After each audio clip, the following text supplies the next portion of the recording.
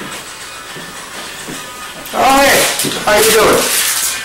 I'm Mo, and welcome to the first episode of Cooking with Mojo. Like I said, my name is Mo, and I've been working in service industry for quite a while. I pretty much worked at the back of the house, starting from a dishwasher and went all the way up to kitchen management. And at the front of the house, from a busser all the way to a general manager.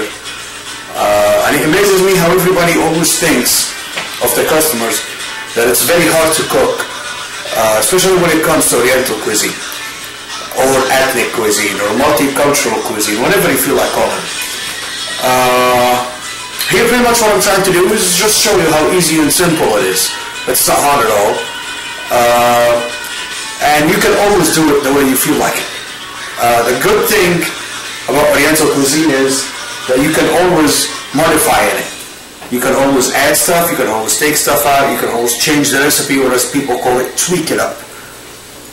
So let's start here. Today what I'm going to start doing is a dish from back home, from Egypt. My mom used to make, and I love it a lot. It's called macaroni and bashamel. Bashamel sauce is originally a French sauce. Egypt is a big melting pot of cultures. Let's get on doing it. So the first thing that we need to start out by, turn off the fan here before I set the place on fire. First thing that we need to start out by is the pasta, or the macaroni.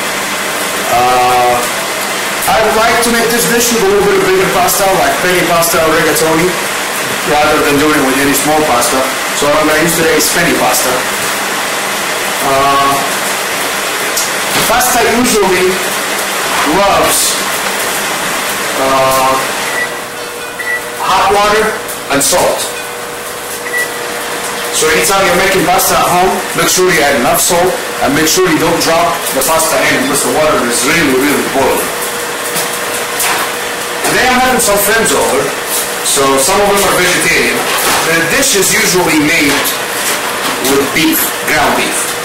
But today I'm going to go ahead and, like I said, tweak it up a little bit and just do a mixed vegetables in one portion and do the beef in the bigger portion, because the majority of the visitors are Mediterranean, not vegetarian. So what I'm doing here, my water is really boiling right now.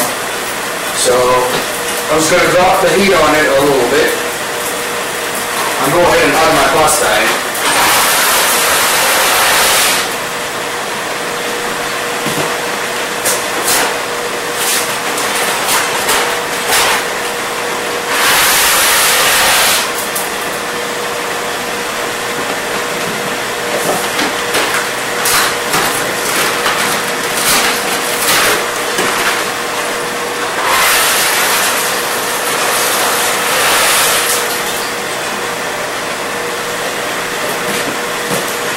The portion that I'm making today is, it can fit up to 10 people, if I can say.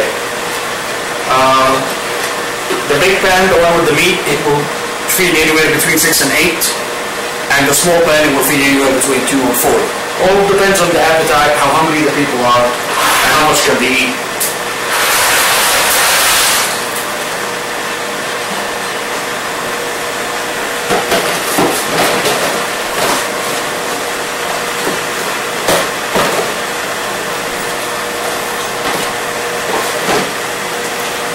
So I added my pasta in.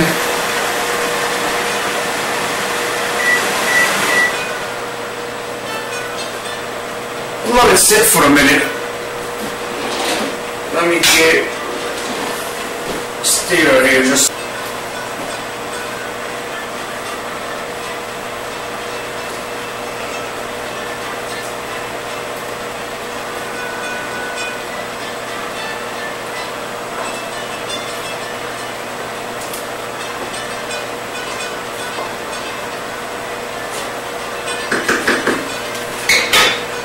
Like I said, I'm making a portion for 10 people.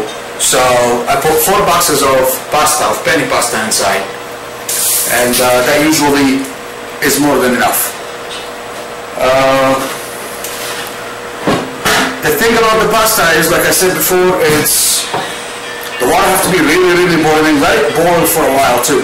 Not as soon as it boils, you go ahead and put your pasta in. Just let it boil for a while. Let it stir itself up. The measures that I used here, I put about maybe 3 ounces or 4 ounces of vegetable oil, 1 teaspoon of black pepper, about a couple, 2.5 tablespoons of salt, and then let it boil. Then I put my pasta in, stir it up for a little bit, drop the temperature when I put it in, and now I'm raising back the temperature, raising it back up to close enough, about 3/4 up to high. What I'm going to do now is I'm going to go ahead and prep myself up for the meat.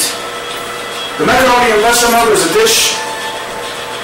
Pretty much it's pasta, and then you have a filling layer in the middle. Today I'm doing 2 fillings. I'm doing one of them with ground beef, the second one I'm doing with mixed vegetables.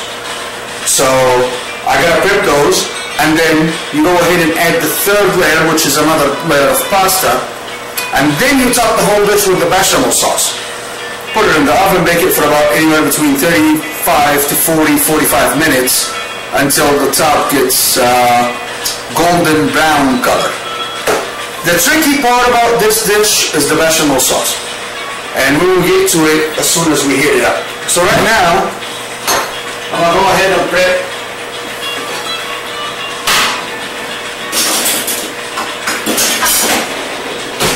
prep myself some ground beef, get it ready. I'll go ahead and chop some onion. It doesn't make no difference if you want to do red onion, white onion, it makes no difference. It's up to you, whichever one of them do you feel, or do you like the taste of. To me, with the ground beef, I like the white onion better than the red onion. I don't know, just a preference.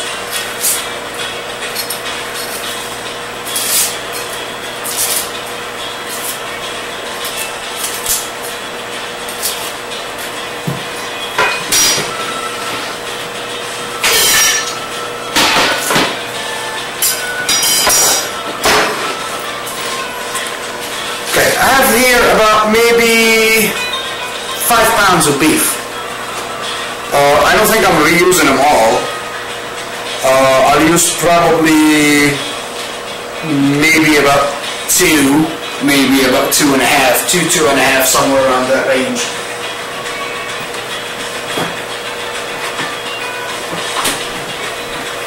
Fine mixing bowl for the meat.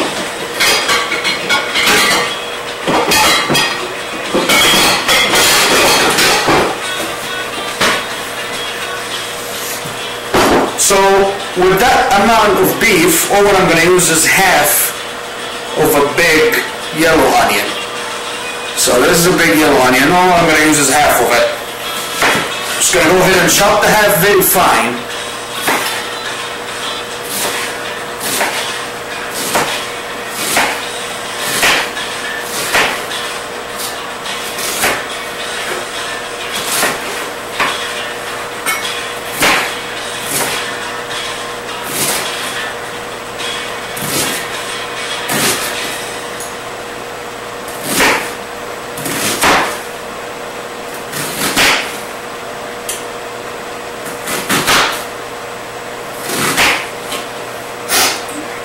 I'm crying.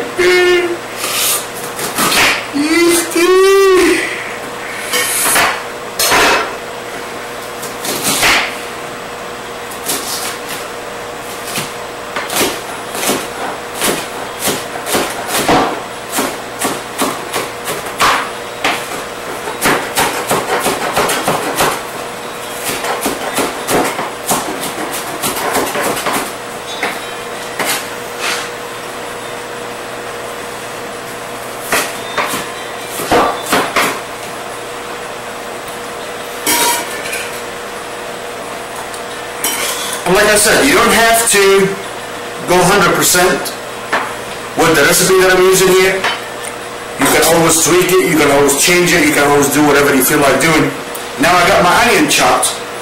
I'm going to go ahead and empty my meat in a small bowl.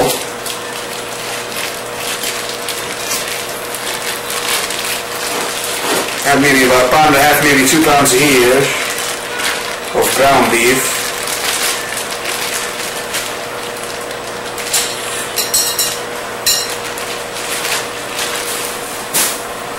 Then I'll go ahead and add a little bit more on it.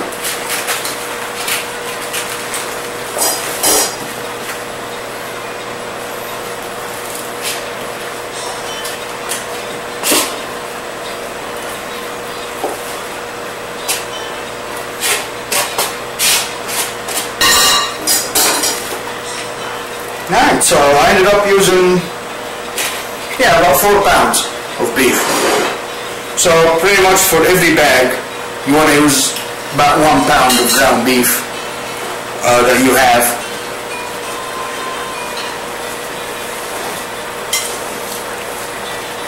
And then, like I said, beginning with end, it depends on how hungry your guests are, or how hungry are you. Alright, pasta's boiling here.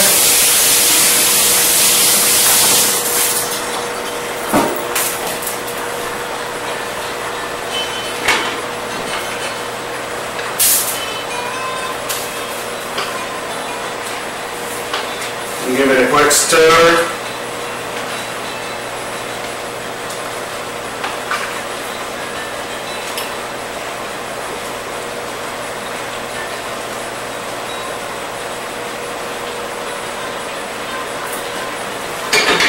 From the texture of it, it still needs a little bit more time, so what I'm going to do is I'm going to drop the temperature on it a little bit and let it just cook a little bit more. Stir it up really good.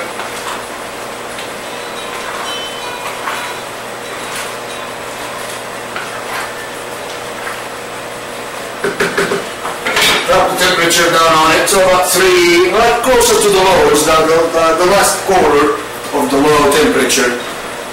Go ahead and cover it up and just leave it on for another maybe couple more minutes or so. Now to come back to the beef, I'm going to go ahead and salt it up. Some black pepper. The group that I'm having here today likes spicy food, so what I'm going to do is I'm going to go ahead and add some crushed red pepper on the ground beef, just to get it nice and hot, if I can say. And then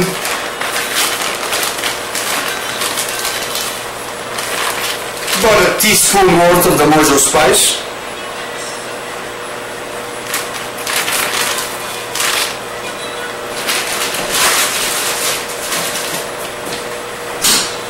And we'll go ahead and mix it up.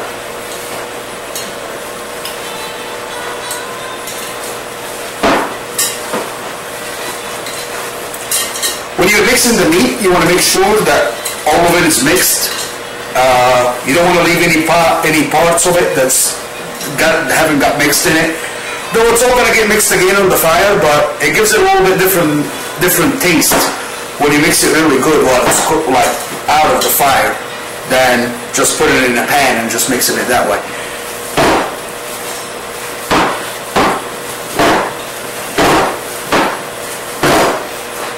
Alright.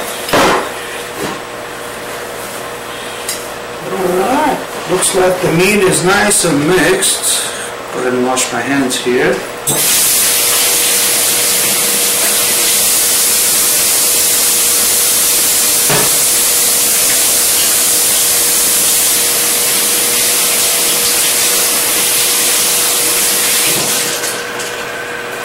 I'm one of the people that likes to use my hand. I don't like to wear gloves. I don't know, I think it gives it a feeling like it's meat. As you see, wash it really good. You know, clean it really good. Now I'm going to go ahead and prep the meat. So, I'll go ahead and put a small skillet on high.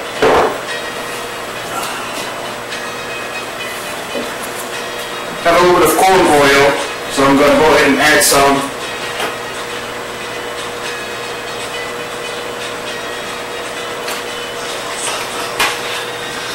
I'm going to say maybe about 3 ounces or 4 ounces of corn oil just to let it in, just to warm up in the pan, let the pan get hot and nice.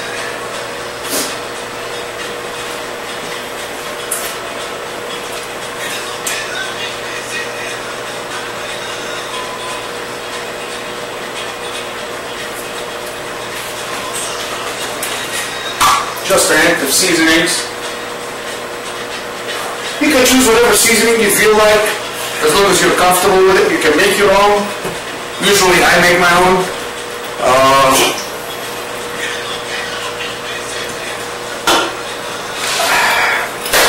Now, let's check on the pasta. Ooh, that looks nice.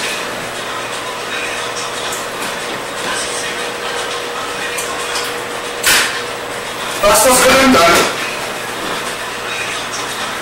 Shut the fire off. Give it a quick stir.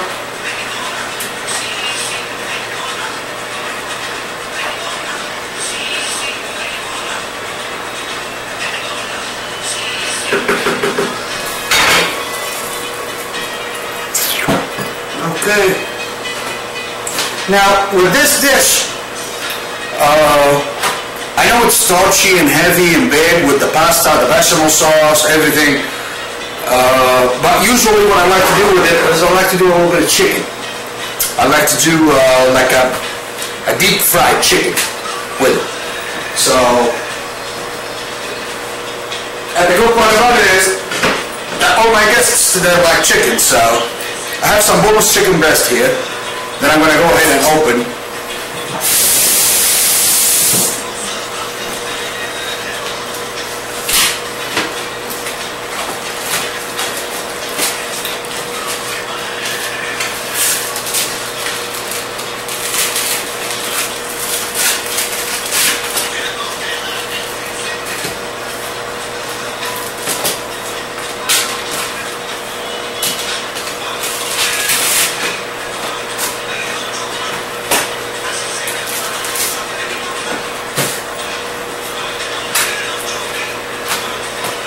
And you realize I'm using two different cutting boards.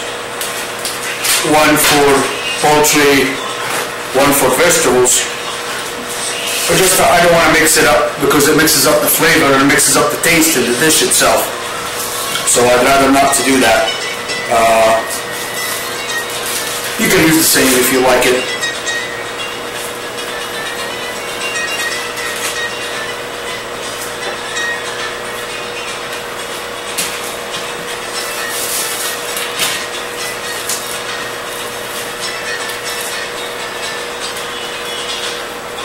If you prep yourself really good the night before or a couple of nights before, like you have your chicken thawed out, you have everything ready and good to go, this dish should not take you more, I want to say, than 1 hour max to make. Like we started this video, I had nothing going on except water is on fire. And now we're, I want to say halfway through.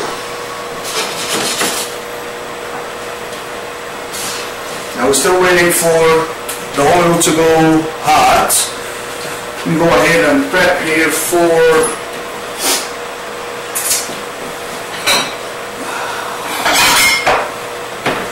my, well, I like to call it pan fried chicken because usually I use a pan or a skillet to fry it in.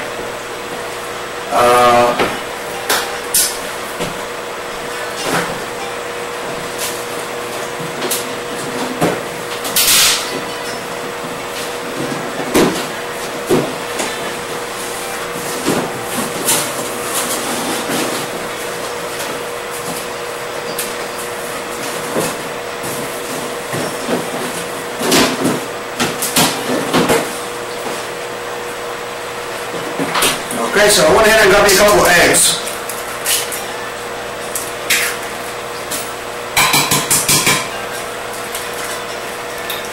Actually, those are not going to be enough, so I need about 3 more.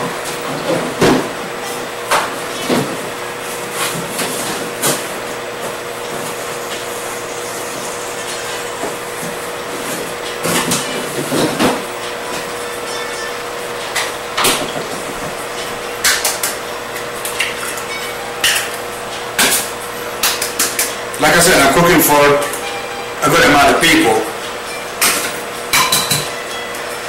You don't have to use the same measures. You can always reduce them or, you know, upon your need.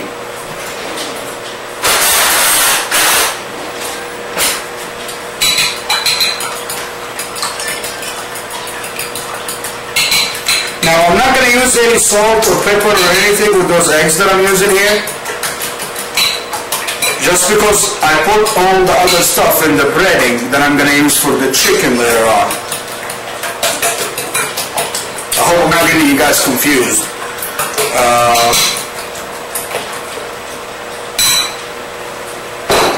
Alright, this is done.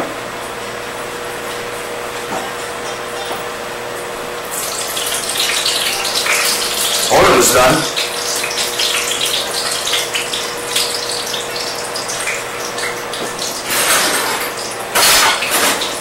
So the first thing I'm going to do, the half onion I chopped really fine before, I'm going to go ahead and drop it in the oil.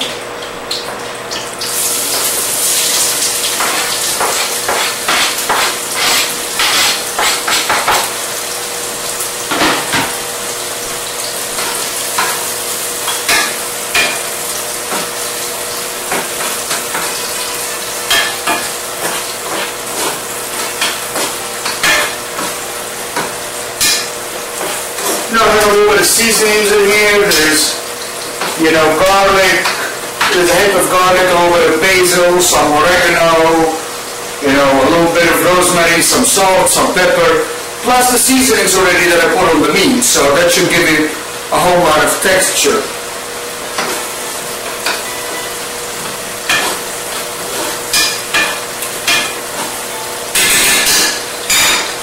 So I'll let this sit on the fire, sit it up every, half a minute or a minute or so, just till it gets golden brown. And while this is growing,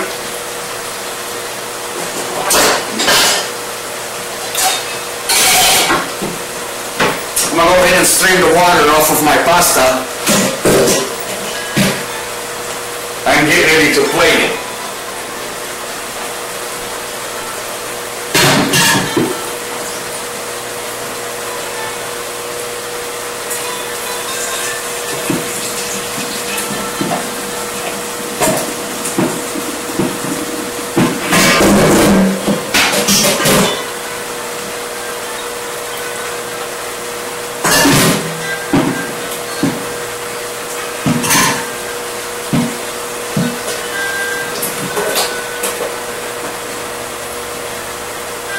I can tell that there is a good hint of garlic in this.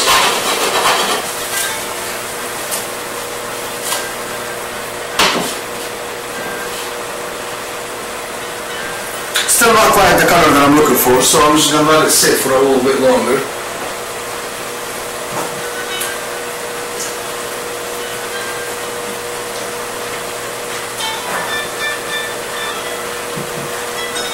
What I'm doing here on the other side, I'm straining the pasta and I'm spreading it out in a sheet pan or a hotel pan or whatever you call it.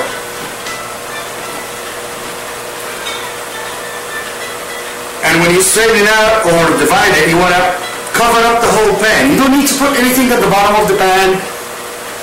It's just when you strain your pasta itself, the little bit of oil that you put in the water while you're cooking the pasta is going to get absorbed by the pasta itself. So when you strain it, don't let it sit out for a long time. You can let it sit out if you want to, just don't let it sit out for a long time. Strain it out of the water, shake the strainer a little bit, then go ahead and put it on in whatever serving or whatever sheet pan you're going to be using.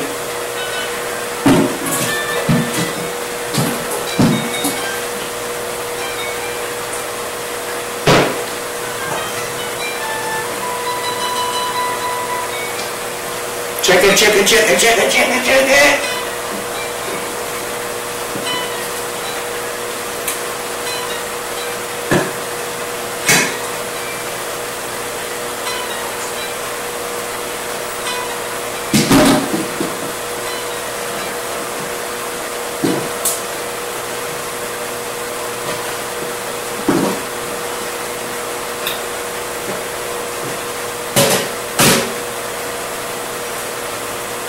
Now what I've done is, I've used half of the amount of the pasta and spread it around so it will cover a pan. As you see, it's only covered in half. I didn't finish it all the way up. because then the layer of the filling is going to go in the middle, and then another layer of pasta is going to go on top, and then it's going to get topped up with the bechamel sauce. Same thing on the bigger one with the meat. Alright, just making sure that all the bottom is covered with the pasta, no naked parts. Let's see. A little bit more time for the onions still. While I'm waiting for that one, actually put the poultry bowl here.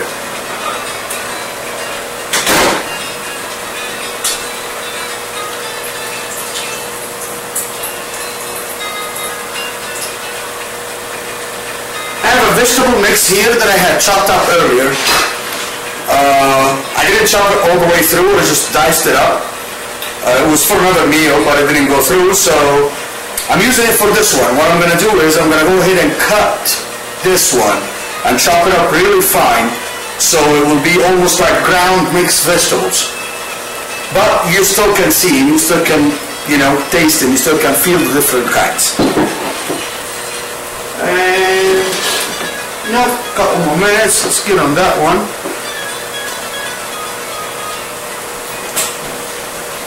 While I'm doing this, small plate here for the vegetables.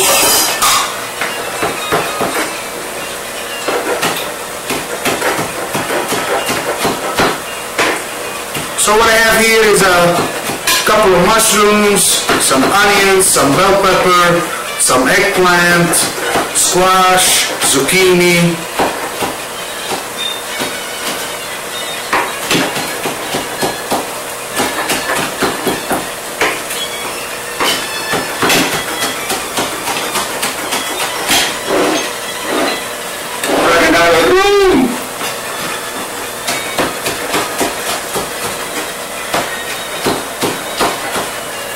And this will be awesome if you want to try this at home. You can actually go ahead and, if you would have started with me, or you can rewind the video back, and you go ahead and start, it will give you real time.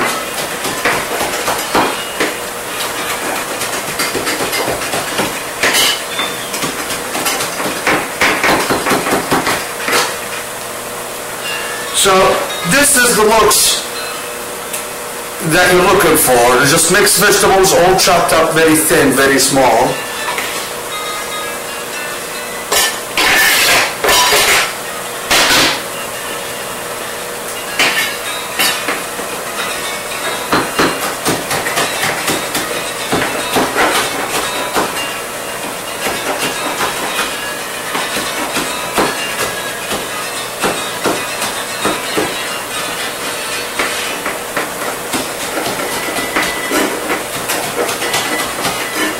It's a little bit of work, but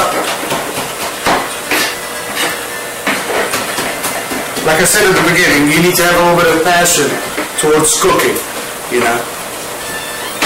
Alright, sounds like my onions are ready here. So I'm going to go ahead and put my meat on them.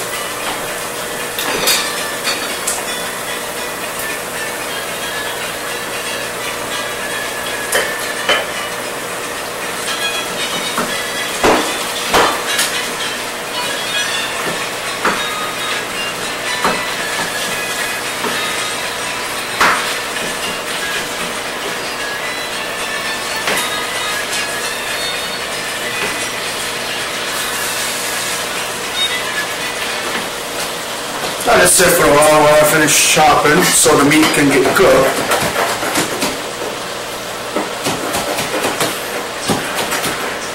And at the same time, my pasta's cooling off here right next to me, and it's dropping all the oil that it absorbed already.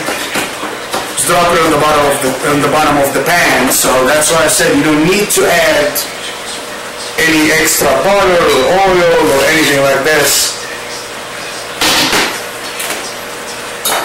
It's not just going to give me. Here, I thought he was the big boy.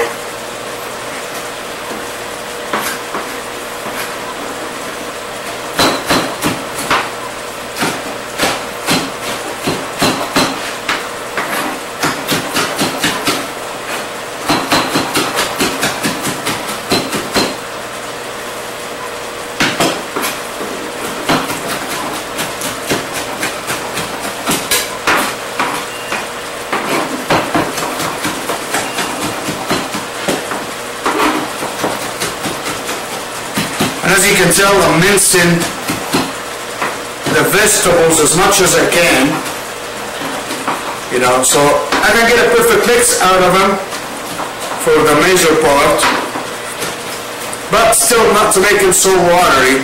Like, I'm not using any food processor or anything like this, because I don't want to make it a vegetable puree. You still want to make it, you know, minced vegetables or chopped vegetables.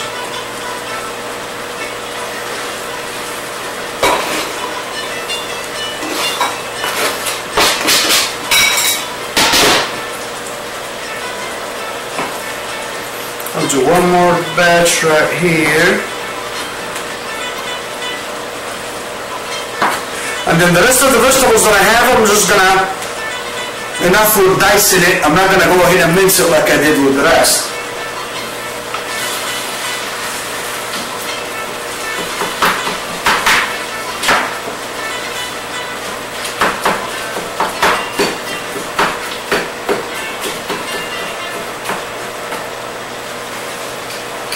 Only if you're here and can smell it, now you know.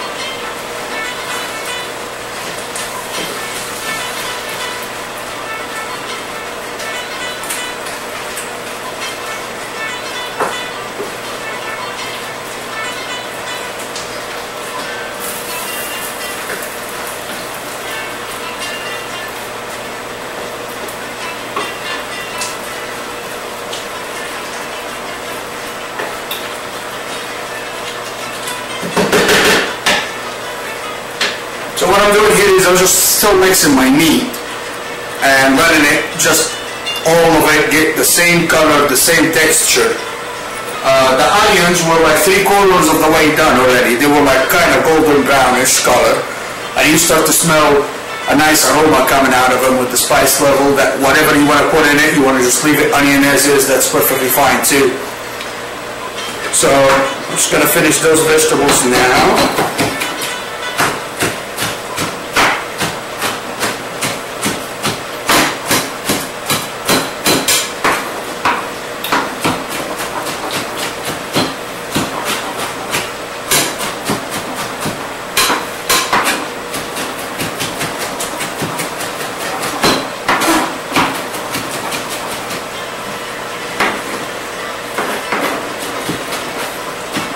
And this is again, the vegetables are for the vegetarian dish that I'm making out of the bechamel. Just because usually I don't do a vegetarian, but like I said at the beginning, I decided to tweak the recipe a little bit. But usually I just do it with ground beef, and on the side of it I do pan-fried chicken breast or chicken tenders or whatever. You know, it's boneless chicken breast, thinly cut and sliced, and you fry it in a pan, not a deep fry. So I'm not going to get so big on technicalities. Alright, so I got my vegetable mix here ready. I have my ground beef ready. I'm going to go ahead and put the extra beef in the freezer.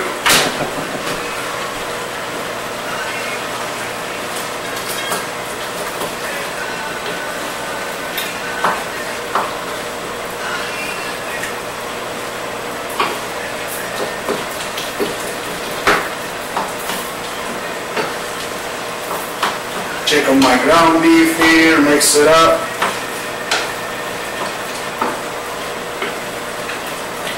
You know, you're going to realize that whatever kind of ground beef that you're using, whatever juices in the beef itself, is going to start getting cooked down and mixed with a little bit of oil that you put in and the juices that came out of the onion, all that's going to mix. Don't throw that away. That adds more flavor to the dish at the end of it. I know, some people are going to say, oh, it's fattening, but this is the flavor of the food.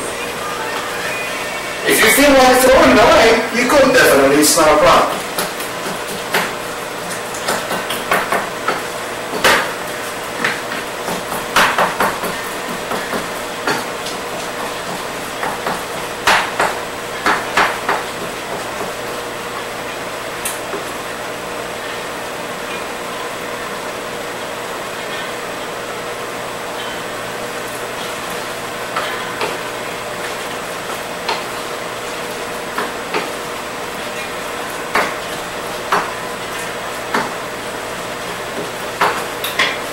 Still a couple minutes on that one, so I'm gonna go ahead and finish my pasta here.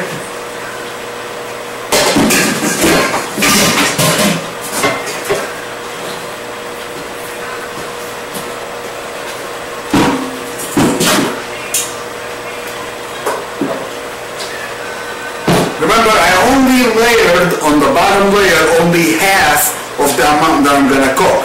I didn't layer all of it. I didn't layer 3/4. I layered exactly half of the amount that I'm gonna cook.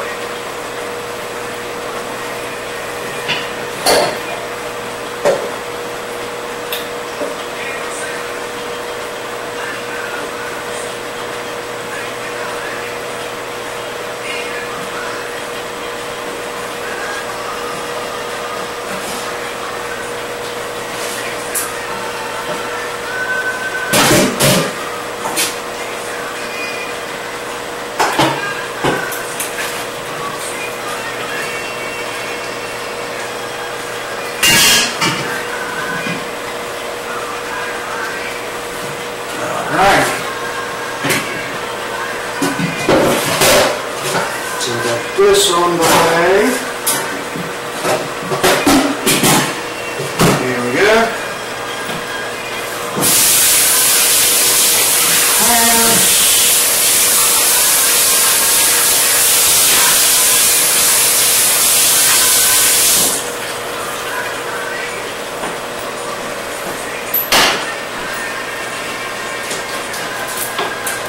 Now my ground beef is almost done. You don't want to pull the ground beef off of the fire when it still have a couple pieces that's still red. You want to cook it all the way through.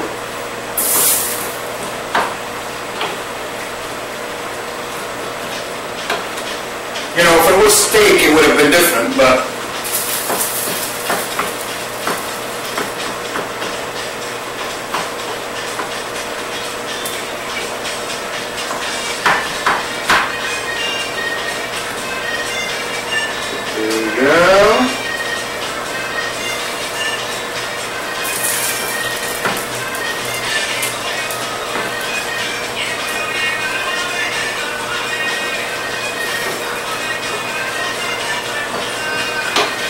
I'm making a big mess here, but thank God you guys can't see it back there, but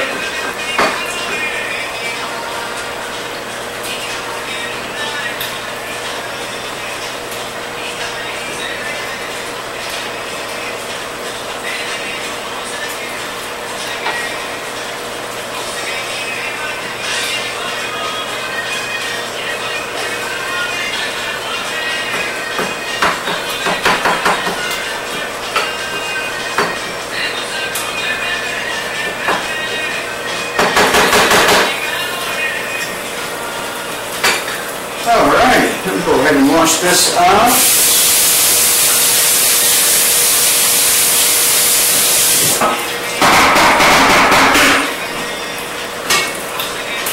This is dirty, put it in here. Dark. Alright.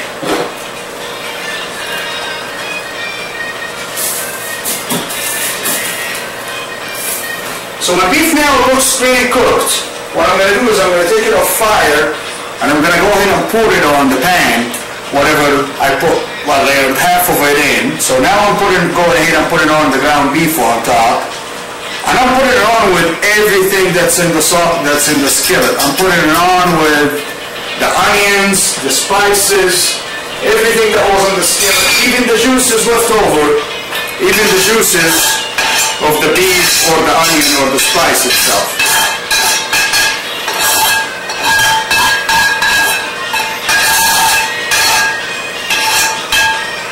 Alright.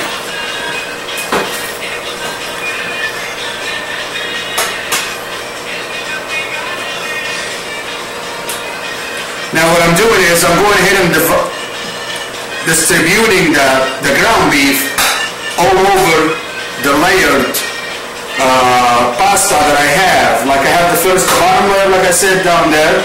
So what I'm doing is right now I'm going ahead and just with the back of the spoon, I'm going ahead and just distributing around the ground beef, so it'll be all over the pasta, you know. Well, You can do it without missing a spot if you want to put more ground beef in, or you can do it like I usually like to taste a little bit of pasta too. So I do not cover 100% of it, like there's a couple of pieces of pasta extra here or there. So I did that part. So I'm gonna go ahead and wash my skillet, because I'm gonna use it again.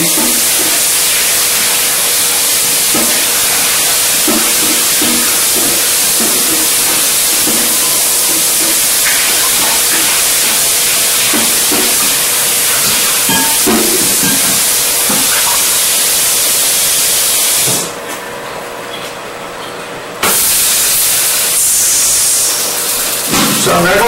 I did wash my skillet now. Now I'm gonna about to use it again to make the layers of the vegetable stuffing. So got this part in. I like to use olive oil if I have any.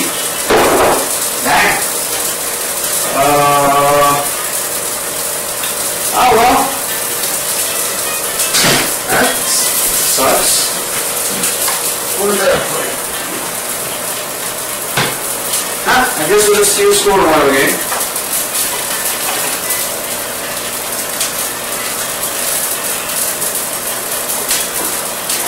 This time I'm using a little bit less because there's not that many juices that will drop out of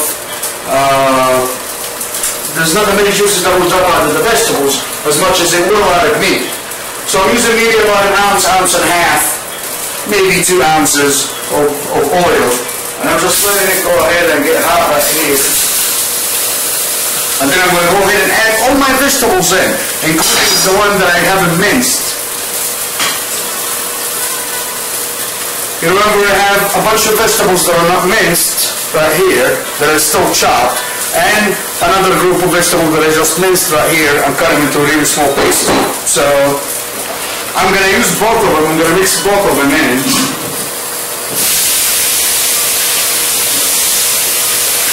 My bowl here.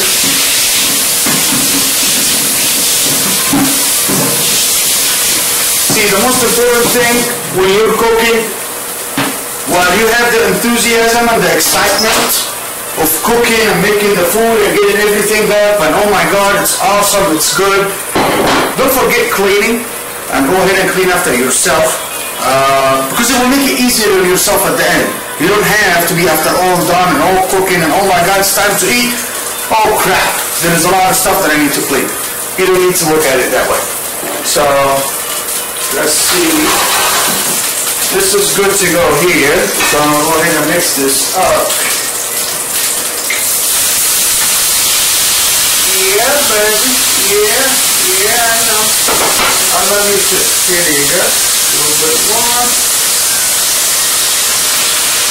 Yeah. Here you go. Here you go.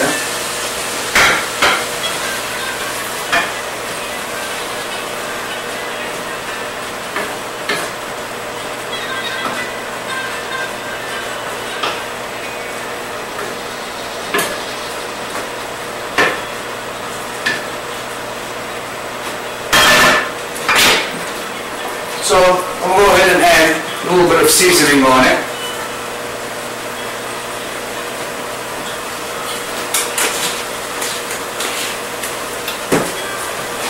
Some salt. Some pepper. And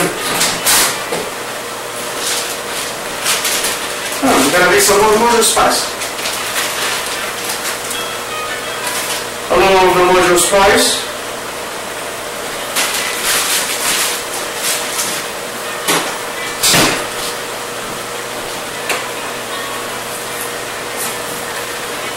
Make it hot. Here we go.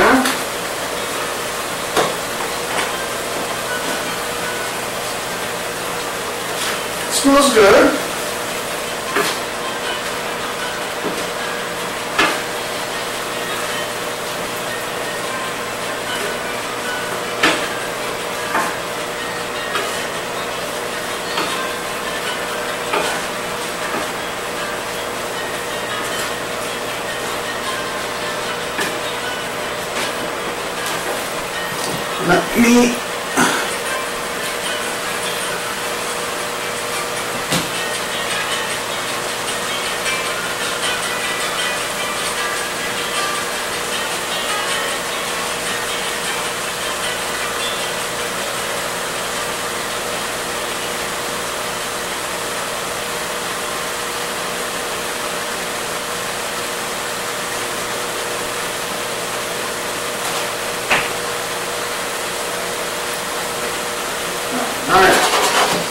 See?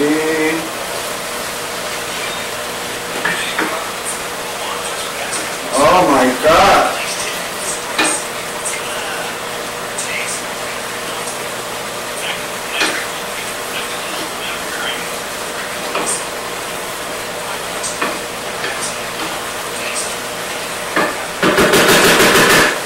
Again, a little bit of taste to the vegetables a little bit. So I'm going to go ahead and just a tad of teriyaki sauce. Just a tad, not too much.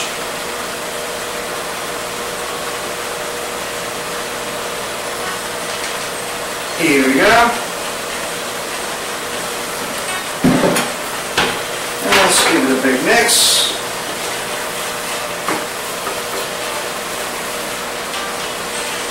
Oh, that changed the aroma.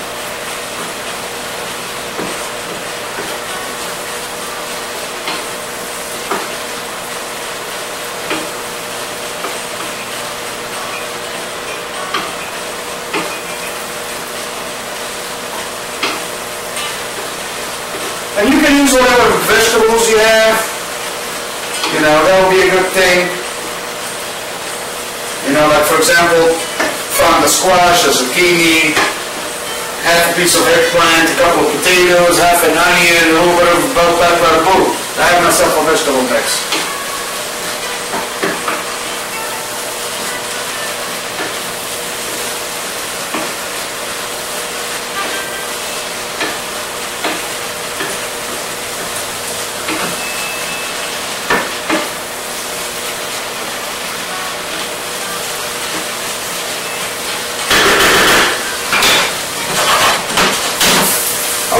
Cook for a little bit on fire here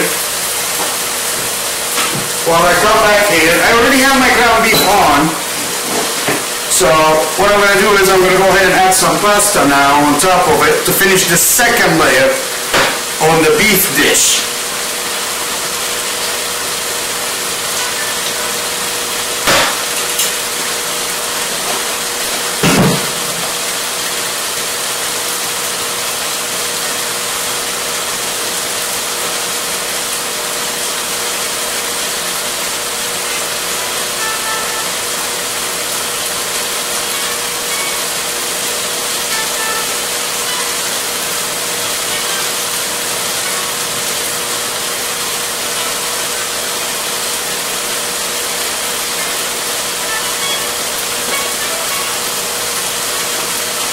All right.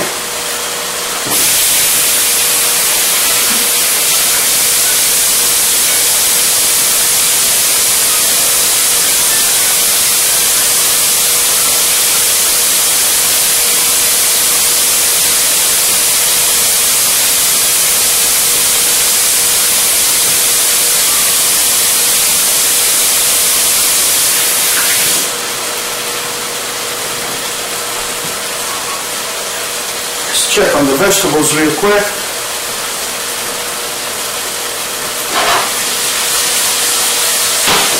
Smells really nice now.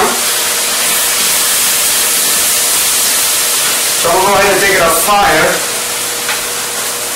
It's somewhat cooked, because the vegetables you don't want to cook it all the way in, because by that time, as soon as you're going to put it in the oven to finish the dish, it's going to get overcooked and be soggy and not good. So I just halfway cooked it almost. You know, now I'm going ahead and putting it all in my little pan here. And just like what I did with the meat, I'm going ahead and distributing everything kind of evenly on the whole dish. I'm going to cover it up with pasta.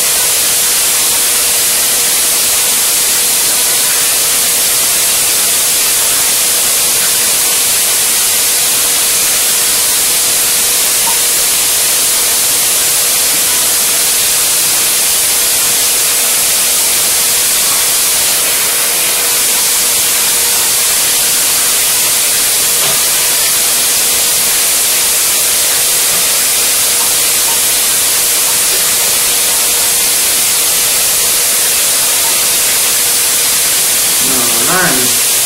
I'm just double checking on all of them, making sure that they're all covered right here. Because the last layer, you want everything covered. When you put the last layer in, you want everything, you want the whole pan to be covered. You don't want any gaps or anything. And then when you go ahead and put your bechamel sauce on top of it, it's going to go ahead and finish it up. Alrighty. I'll wash my hands.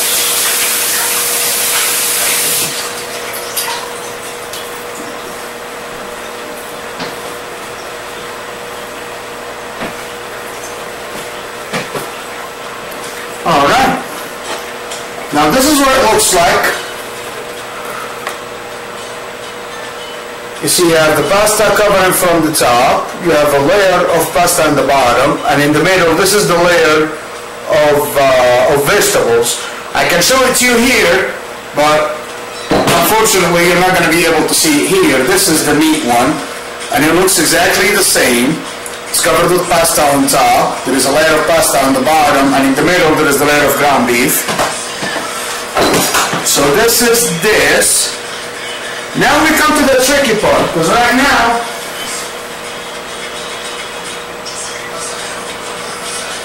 the only thing that we have left to finish, the macaroni, I'll break the whole stuff down. The only thing that we have left to finish the macaroni and bechamel dish is the bechamel, the actual sauce. Now you did the macaroni part, you got your stuffing or your filling in the middle, everything is ready to go. Now comes to the tricky part of the bechamel part. Now I'm going to go ahead and just clean my stove top here real quick.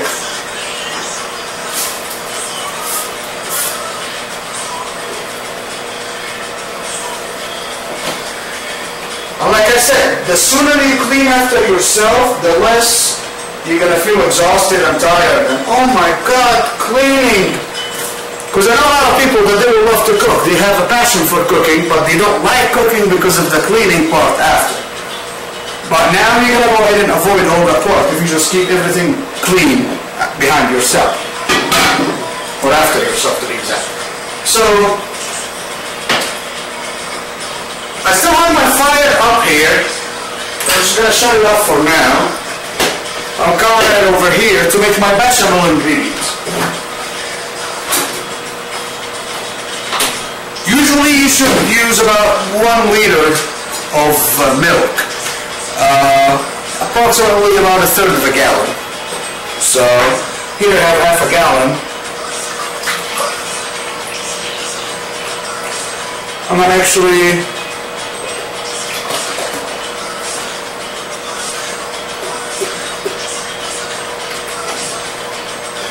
here we go.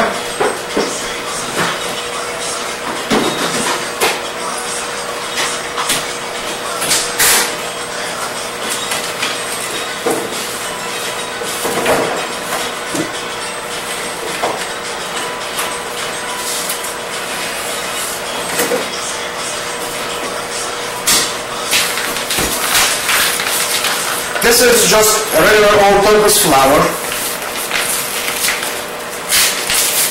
And the milk that I used was a vitamin D milk. If you don't like it, you want to use 2% or you want to use skim milk, that's fine. I haven't tried it with soy milk, but if you want to give it a shot and let me know, that will be perfect.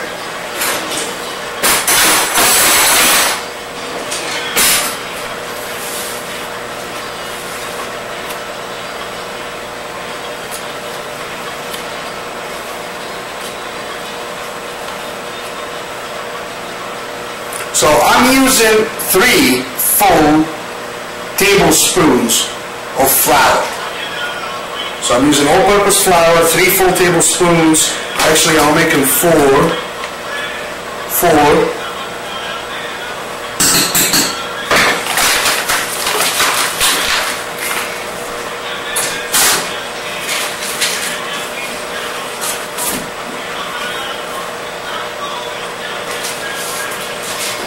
Since I was in the cabinet, I'll go ahead and add a tad of the mojo spice.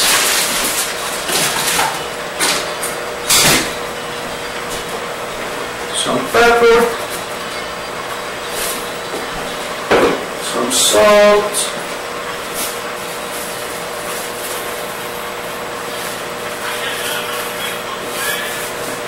you want to use about maybe half a teaspoon of pepper, about maybe 2 teaspoons of salt, and as much seasoning as you want to or as you care for. For me, I'm using my seasoner here.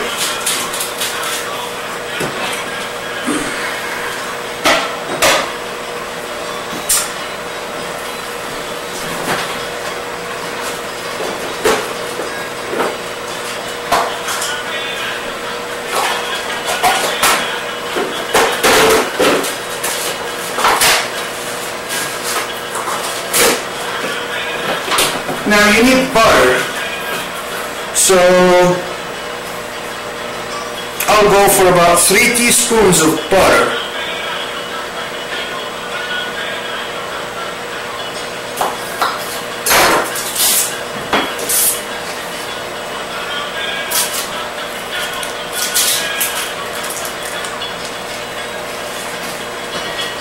Nice little cube there.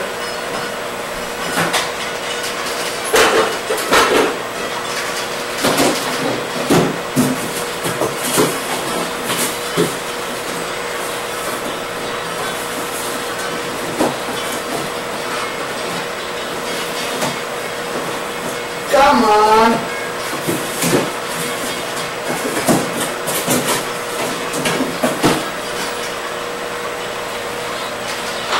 And I went ahead and pulled 2 eggs. So you're using about 1/3 of a gallon or a 1/4 gallon of milk, just to make it easy. You're using 4 full tablespoons of flour, 2 teaspoons or 2 tablespoons of butter, and 2 eggs. And of course your salt and pepper up to your desire.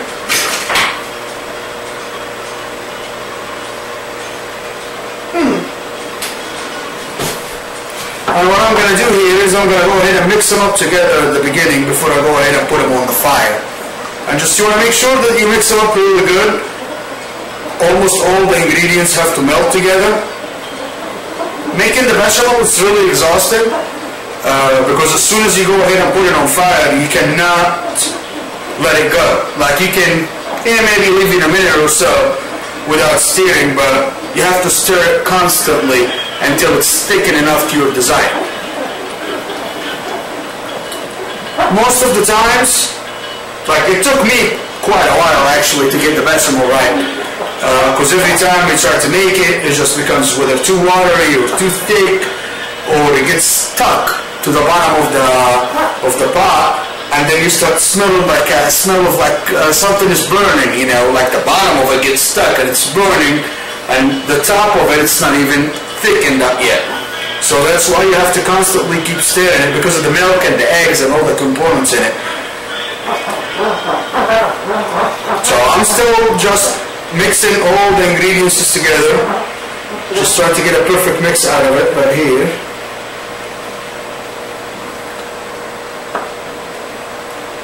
You know, of course the butter,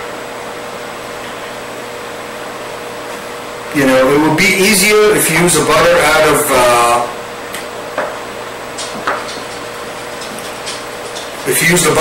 the jar or out of the plastic container than using the actual cubes of butter, because it's already almost half melted and you don't have to go ahead and go through the effort of just cutting it up and squeezing it and make it mix all the good stuff. You don't need to go through all that.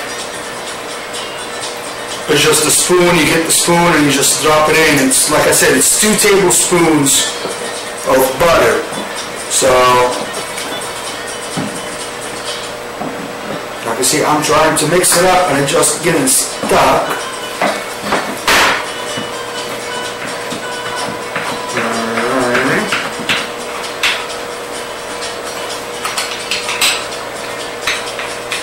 I know I use a lot of utensils, but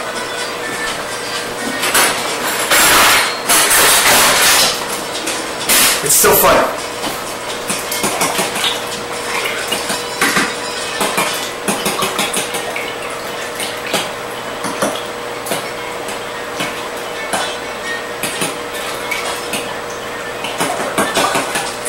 course, if I had a whisk, it would have been a whole lot easier for me, but unfortunately I don't have one,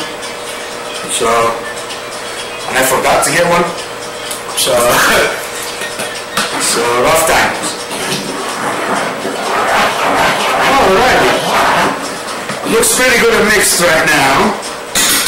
Of course, you're going to still have a couple of pieces that are not mixed, like out of the flour, or the butter is going to be not fully mixed in, you know. You might see a couple of pieces of like the egg whites or the yellow. So just don't worry about it. You don't have to make it perfectly mixed, because it's still going to melt. All that's going to melt on fire, and you're still going to be able to do. So what I do is I go ahead and put it like about 6. You know, I still have numbers on it from 1 to 10, so 10 being the highest, of course, and 1 being the lowest. So I'll go ahead and do it on 6 right now, and I just keep stirring constantly, non-stop.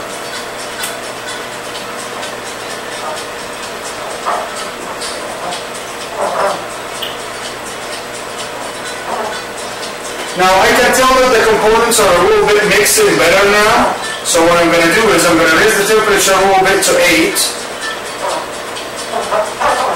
while I'm still stirring. Like, don't stop stirring it, because if you do, it's going to get stuck and then you're going to start smelling something burning.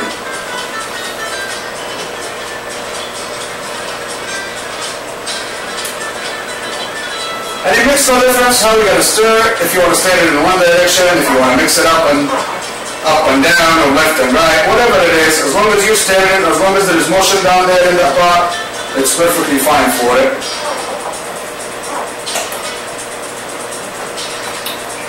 What I like to do personally is just go in one direction and then flip around in the other direction all of a sudden, because that guarantees me that it's going to mix up pretty good.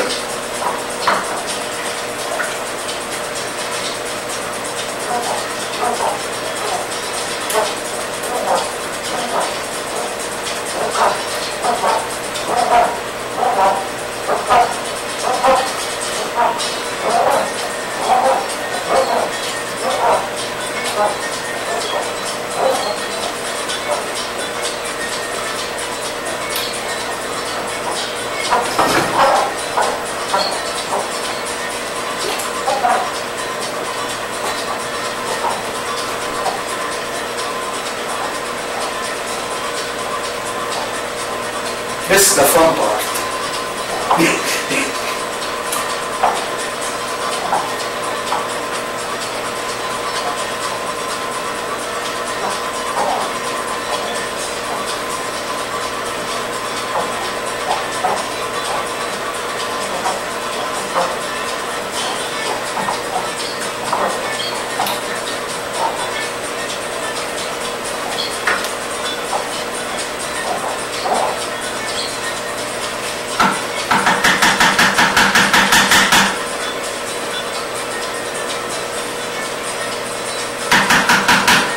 Okay, I'm waiting for a second now without stirring, but I'm not leaving it and going away. Like if you want to drop something off, if you want to pick up a phone call real quick or something like this, or, you know, like me, have a sip of an energy drink or something, that will be fine, but get back to it and start stirring.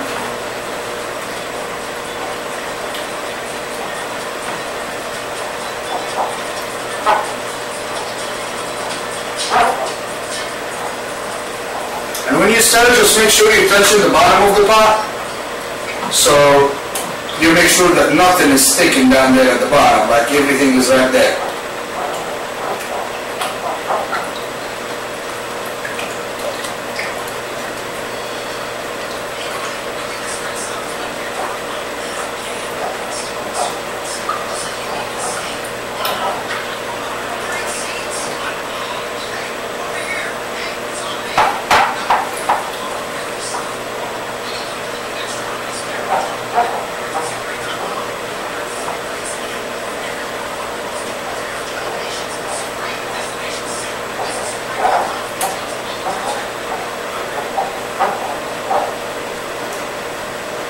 started to feel it thicken a little bit because you feel the weight of the spoon is getting a little bit heavier when you go ahead and stir it up. It's not like easy as it used to be, which is good. That means that I'm doing the right thing and it's going on the right direction now.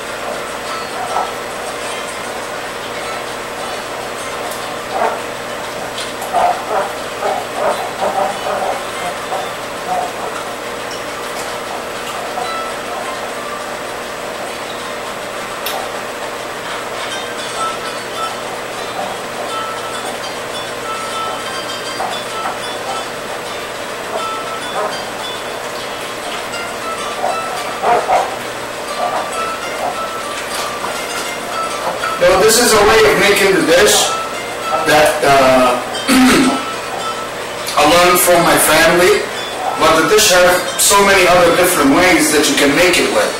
You know, some people, like for example, when I did the pasta, I took it straight up out of the pot, drained it, and put it straight up. Some other people go ahead and put the salsa on top of the pasta. So I did it. I prefer it without. You know. Some people will go ahead and cook the pasta like they actually do with pasta, and they will do the salsa and they will do everything else, and they will go ahead and divide it in two. I like only the taste of the bechamel sauce on my dish. I don't like the taste of the salsa itself. So now it looks like everything here is melted together. It's getting a little bit thick towards the bottom. I'm just going to keep stirring it.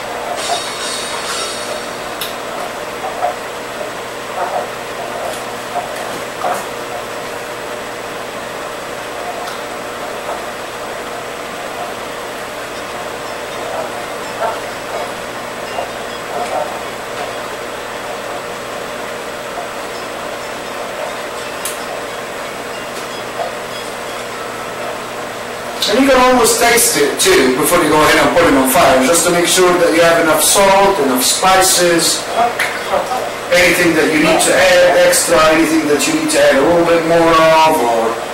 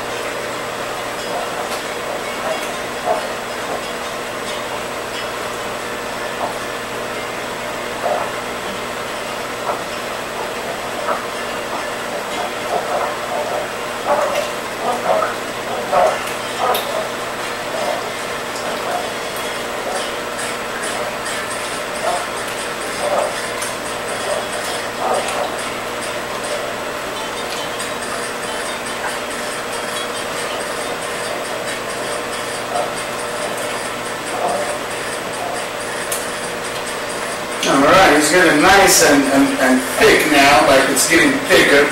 Not to the thickness that I like it.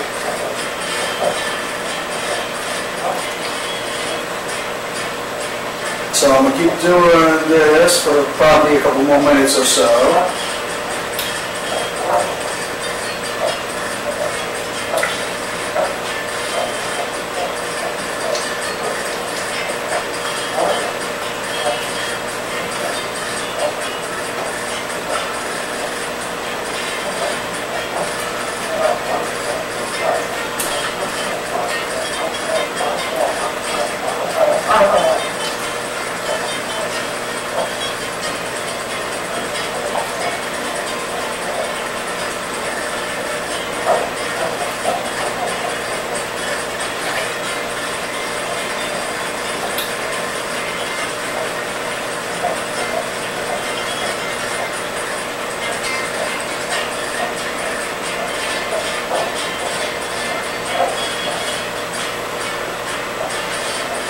Smells good.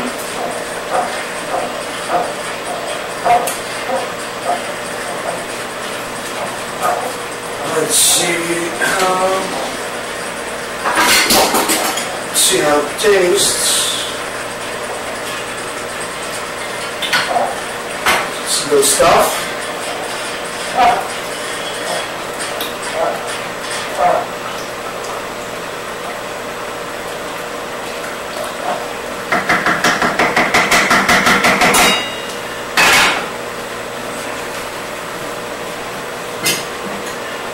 If you need to step away for just a second or so to do something, you can do that. So what I'm going to do right now is I'm going to raise the heat up all the way to high, and I'm going to go back in again and start stirring.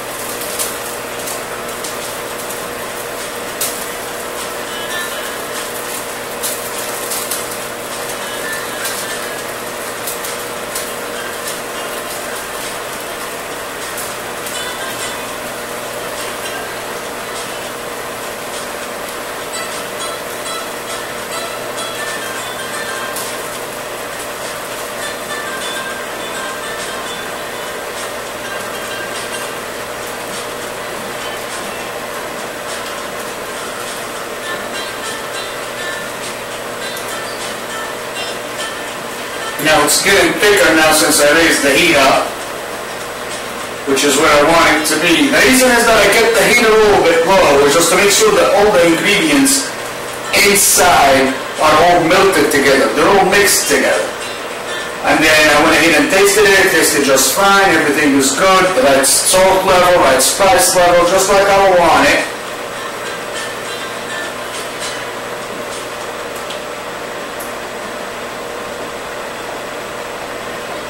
Now it's getting thicker and thicker. I cannot stop stirring now under any pressure. I just have to, nice and easy, and just keep stirring it. Nice and easy and just keep stirring it until it reaches the actual thickness that I care for.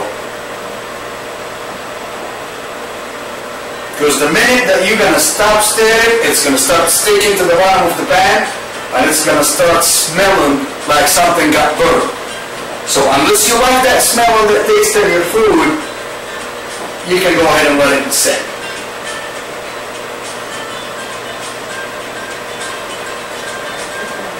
Those getting thicker now.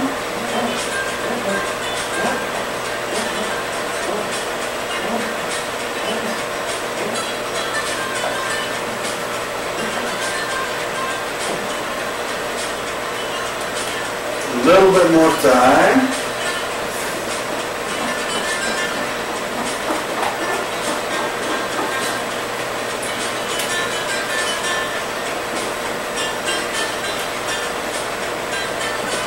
Now I'm reducing the heat on it a little bit because it reached a good thickness. So I'm still stirring it up, but I'm reducing the heat on it a little bit because this is the thickness that I want right now. This is what I'm looking for. You can always make it thicker by just keep it going, but as soon as you reduce the heat a little bit by continuing stirring, you're going to find it getting thicker and thicker. So it's good, it looks good. Smells nice and fresh. Smells like, kind of like cake, milk, flour. It's kind of like a batter type of thing.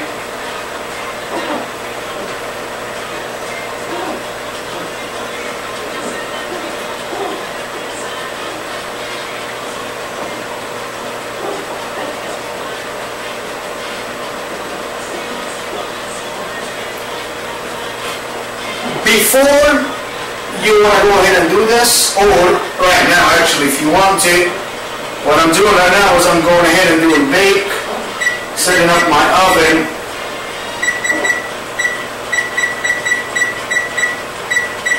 on 450 degrees. It's going to take a couple of minutes for it to get done. That will give me enough time to go ahead and pour the bashamel on top of everything and go ahead and finish with the final touches before the oven will get the right temperature. Please, please, please don't forget to check inside the oven before you go ahead and turn it on, because I fell on that mistake a couple of times. Now it's perfect for me, the bashamel, so I'm going to take it off fire, immediately go ahead and put it on top of my pasta.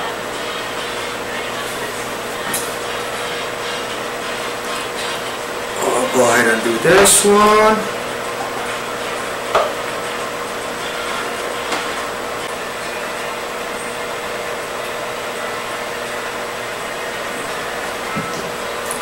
Bashamel here. There we go. Spread it all over.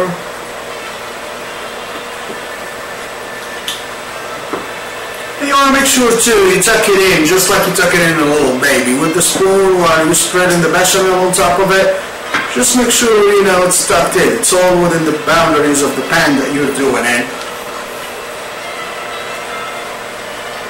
Again, the measures that I gave you guys, don't use the whole 4 bags of pasta, because the 4 bags, I'm just doing it because I'm cooking for a number of people. You usually should use like anywhere about 1 or 2, about 2 bags, so it can be easier for you to divide them in half. You put 1 bag at the bottom and then the second bag you put it on top.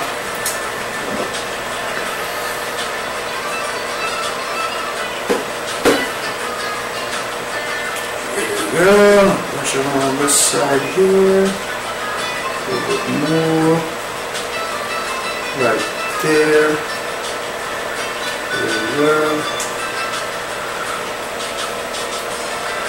perfect. Now it's all covered in bechamel. Over here.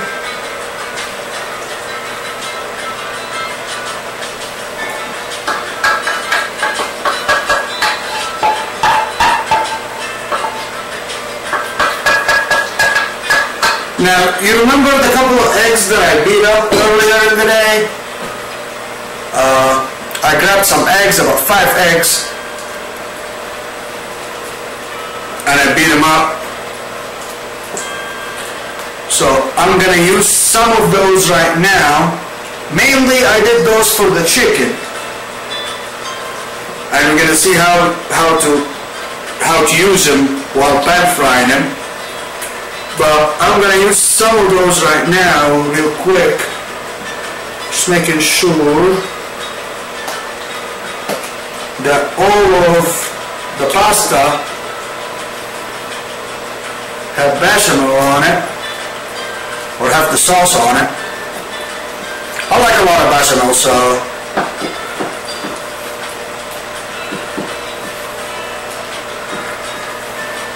that's why I went ahead and made a little bit more extra, because I like it a thick layer on top. I don't, you know, and it's up to your preference too. If you just want to have a thin layer of bechamel on top, you know, I know a lot of people watching calories and it's too fattening of a food and whatnot, but for me I like a thick layer of bechamel on top. So here we go. Alright, that looks good. Alright, show you one of them. This is what it looks like. This is the bechamel on top of it, and here we go.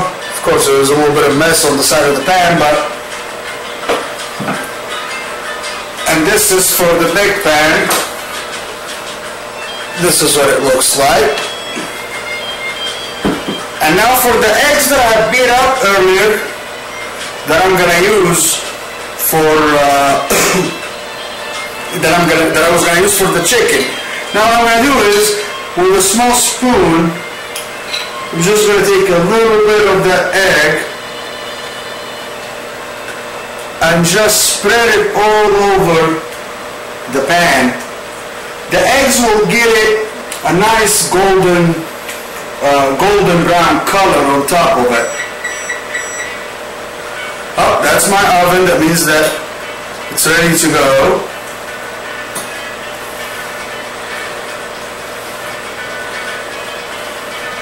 Alright, I finished my layer of egg around it on top. I'm just trying to cover the whole pan out so I won't have spots that are not golden brown or anything. So a little bit more here. Here you go.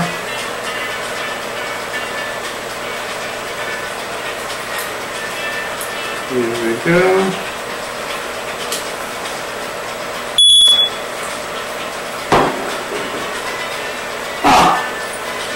Yeah, make sure you have ventilation in the house too. Don't fall in that mistake. You don't want the house to be beeping.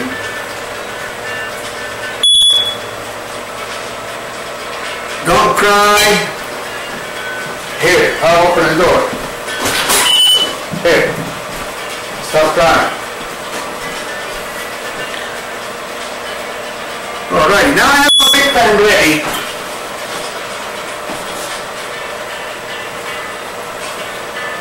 So I'm going to go ahead and put it in the oven.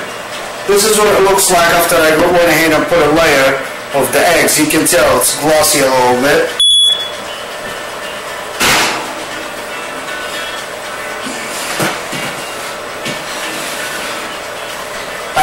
On bake on 450 degrees.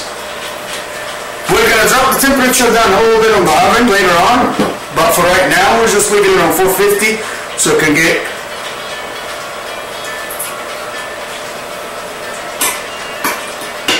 nice color on it. Let me fix the small one too.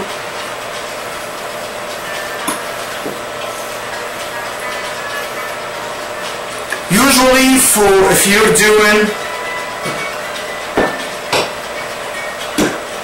doing 2 bags, you only need a couple of eggs, or even one. You don't need any more than that. But for me, because I'm doing multiple dishes, and for a group of people, so I need a little bit more than this. So I got the small one done here, nice and glazed with eggs. Go ahead and put it in the oven, shut the oven off. I'm going to set the timer on the oven for the beginning for 5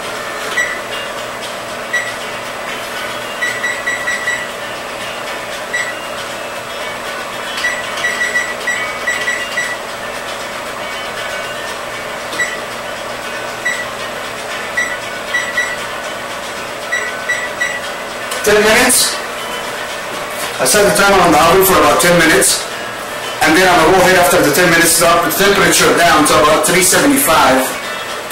And just leave it on 375 till it finishes cooking. Let's see. Now, let's do the chicken.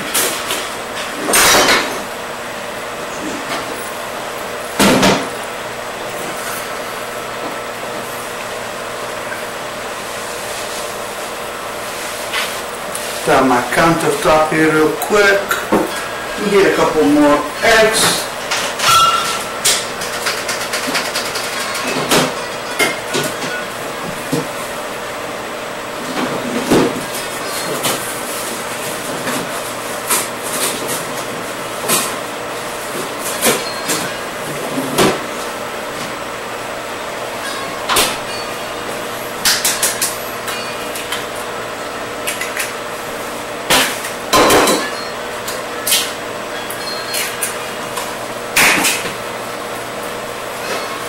Now I have some chicken here that are a little bigger. They're not cut yet. So I need to go ahead and get them those.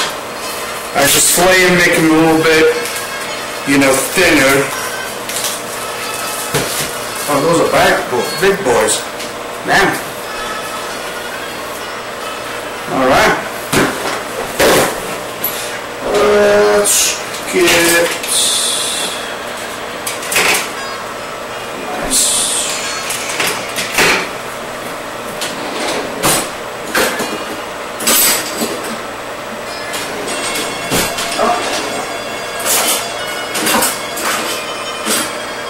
Where's my little knife? Anyway, that'll do.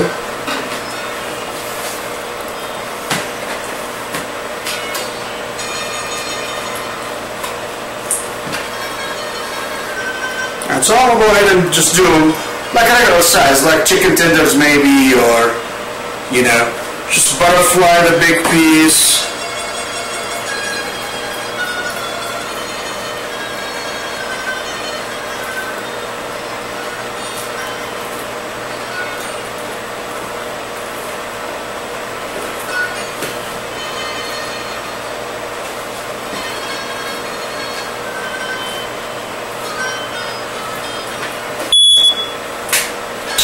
Really? There you go.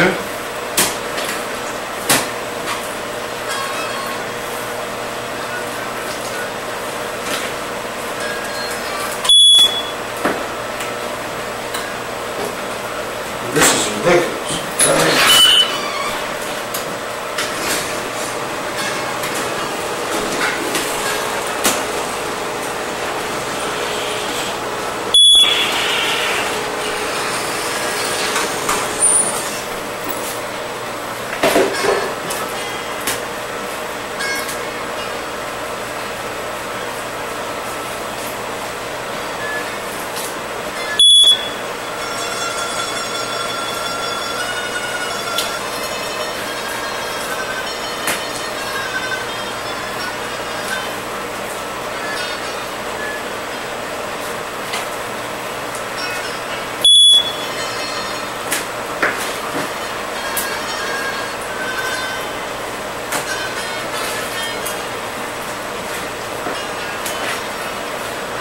There we go, one more piece.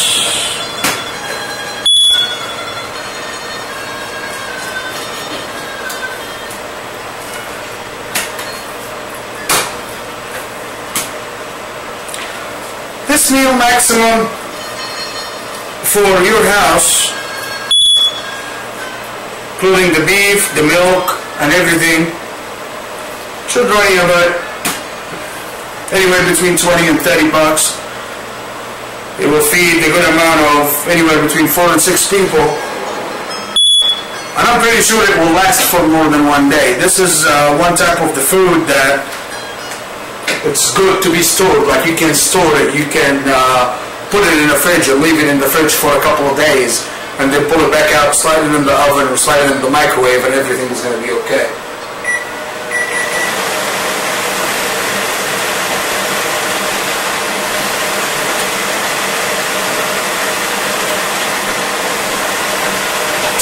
Alright, so we got this cut. We get plate.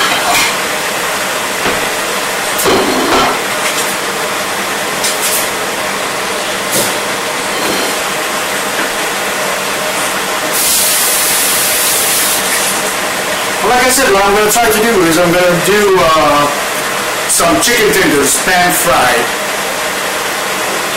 So I have some breadcrumbs here that I'm going to use. You can use any kind of breadcrumbs. It's up to you. Whatever you feel comfortable with or whatever you usually use.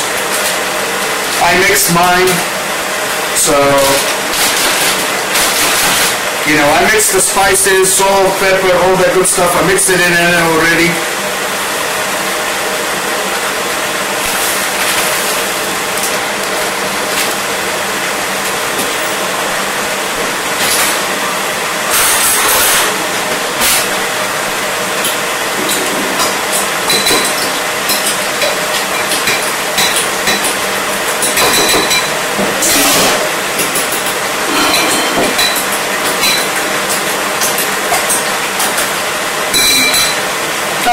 So what I'm going to do is, I'm going to go ahead and take the chicken and go ahead and just lightly dip it in the eggs that I have, and then go ahead and put them on top of the breadcrumbs or crumb.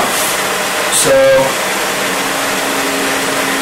what the eggs will do is, it will make the breadcrumbs stick to it, and it will give it a different taste when it goes ahead and cooks. So I like the taste of it pretty much. So, and for the breading, I go ahead and always add a little bit of flour extra on it. So, here is the first piece.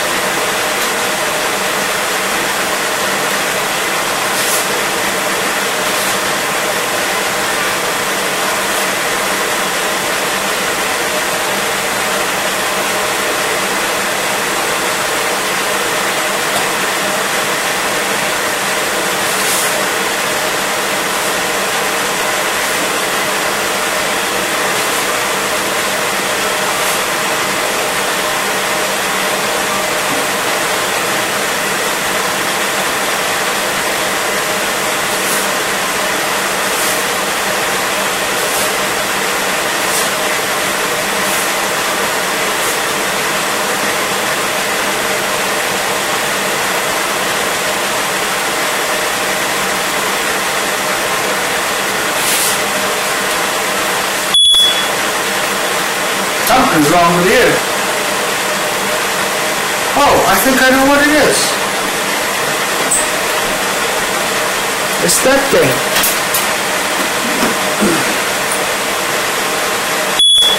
Yep.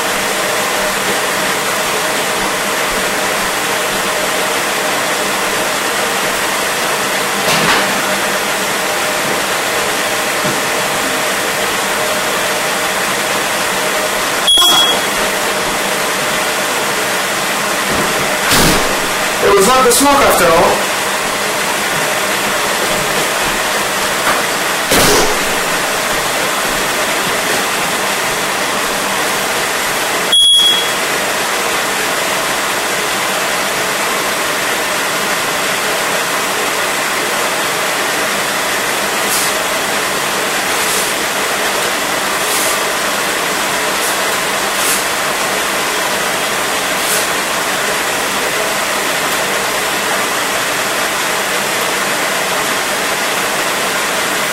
And you don't want to just let it soak a lot of eggs. You just a little bit, just a tad of the eggs, just to make the breadcrumbs stick to it a little tight. Almost done here. No, we're not almost done. We're like halfway through. The hell with that.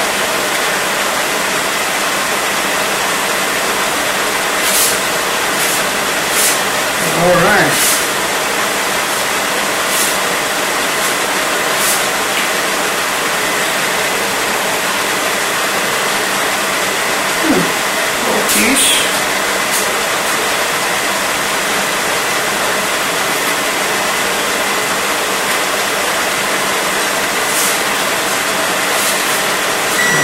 Yeah. test the oven. Telling me that it's about time to drop the temperature. I've been past 10 minutes already. So I'm going to go ahead.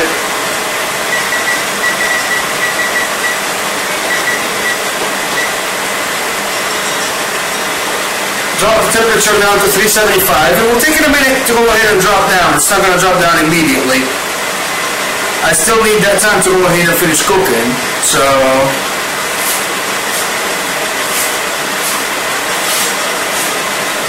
you do that piece and then check on it. Looks good, smells good.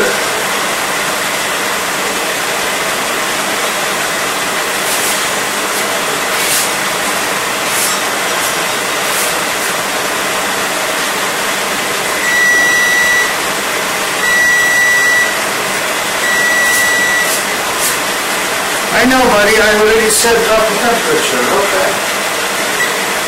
Shut off. So I shut the timer off right now.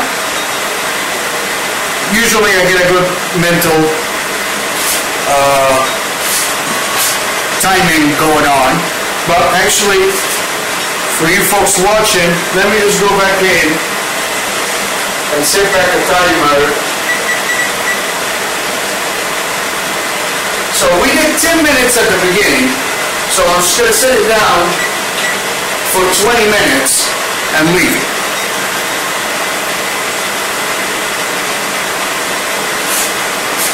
Now the chicken you're doing right now, but don't go ahead and deep fry it or don't go ahead and fry it right away, because you want it to still be hot when your guests get here. So what you're going to do with the chicken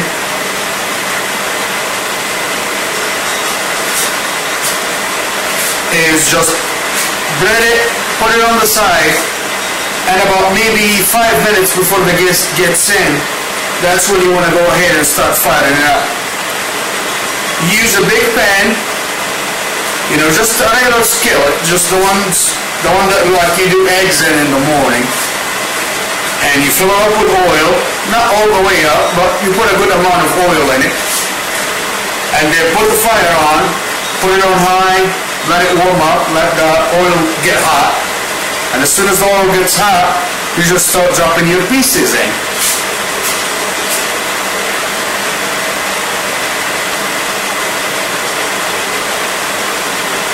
Just finishing up with this chicken here. I've got a couple more pieces to go. Actually, quite a few.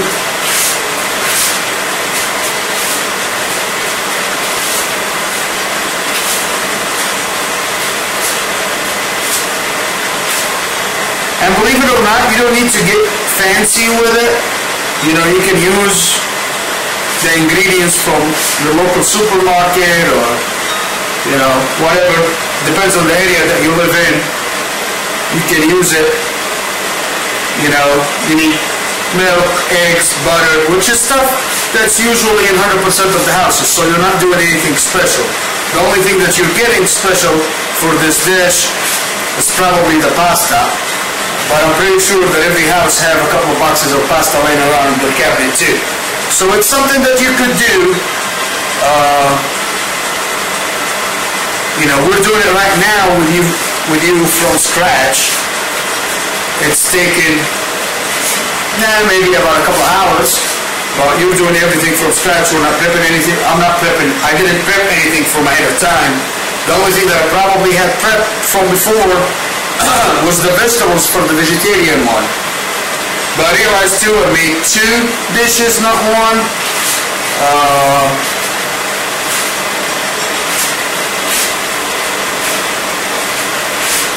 I made 2 dishes, not only 1 dish. And I'm cooking for a large amount of people. On the other hand, you at home are going to be cooking for you, your family, couple of friends maybe, so you're looking at maximum 5-6 people you're going to be cooking for, which is not the case here.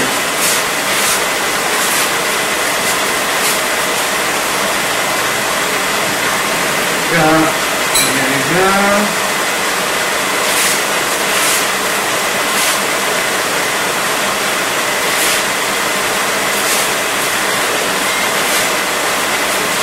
And then for the deep frying process, or for the pan frying process,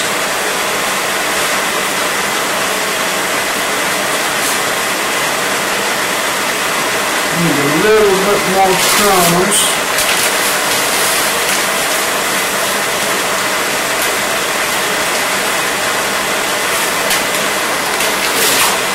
And then I'm going to go ahead and get those last 3 pieces right here. 1, 2, 3.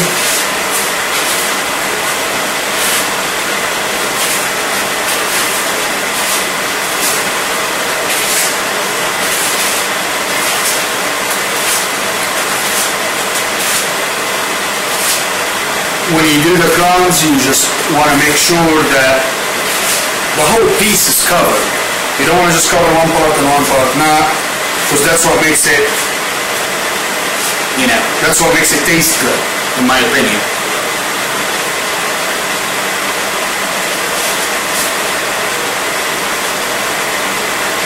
Here we go. Now we got the chicken.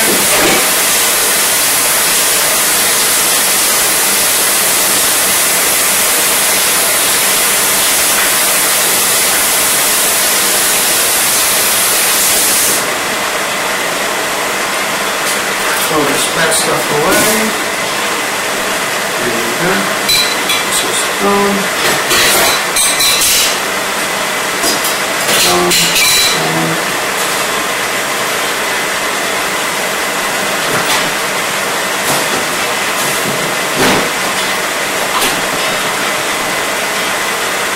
Now I still have 14 minutes left on my timer to go ahead and finish up. So what I'm going to do is I'm going to go ahead and check on it right now.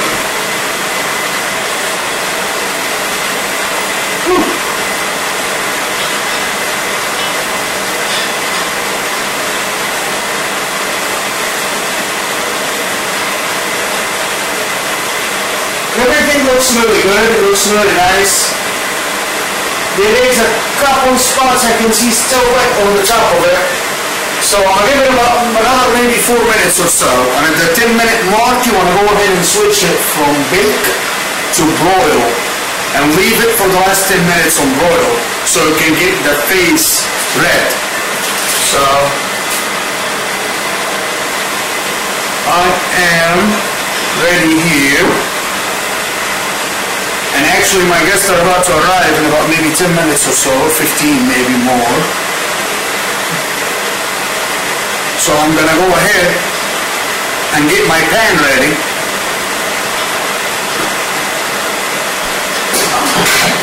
But since I just used it, I'll use a little bit something bigger.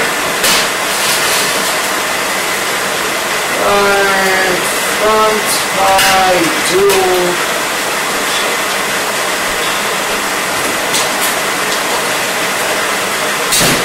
For deep frying, usually I use a mixed vegetable oil.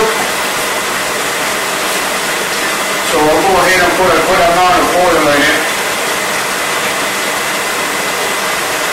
That's about right.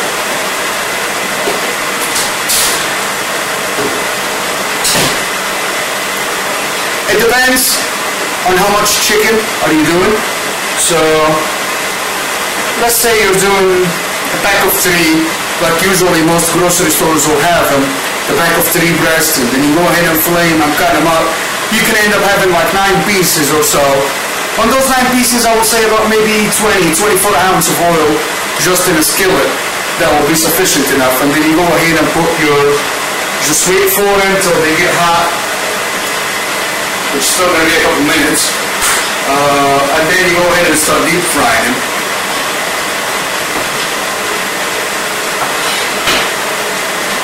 Myself a plate right here.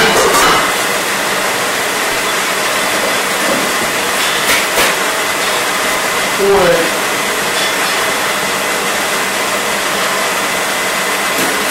some towel over it.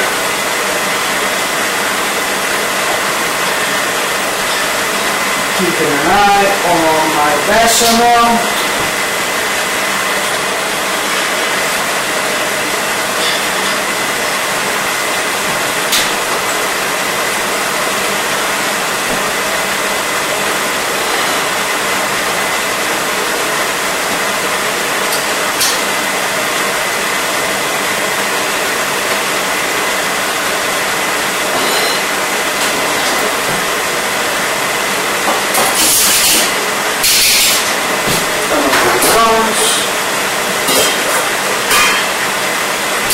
this warms up, I'll go ahead.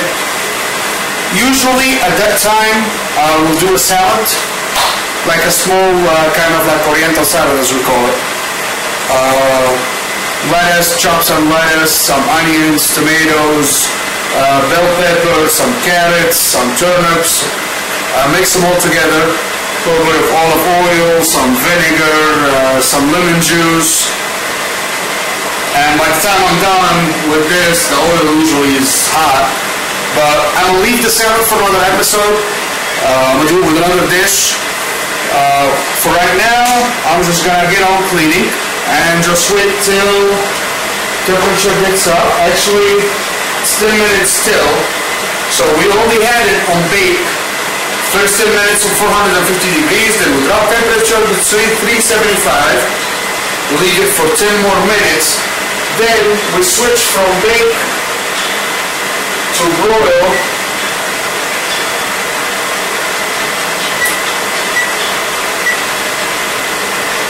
On high. And then we'll give it about maybe, I'll check on it after 5 minutes. And then we'll go from there.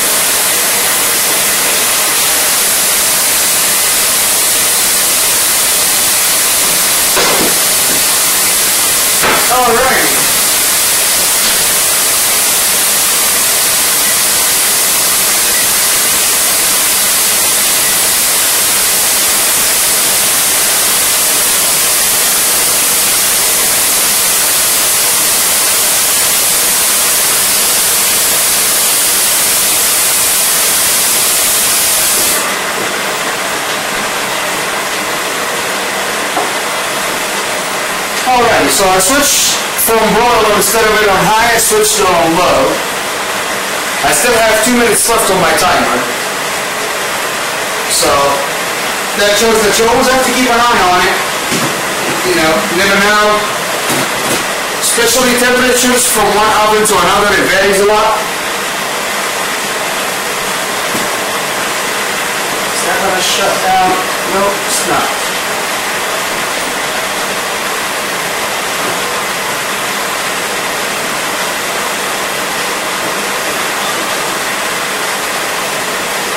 What I'm trying to do now is I'm trying to switch places between both pans. Take the small pan up, and instead of it being down, and take the big pan down instead of it being up. So it can get it, the small one can get a little bit more broiling time.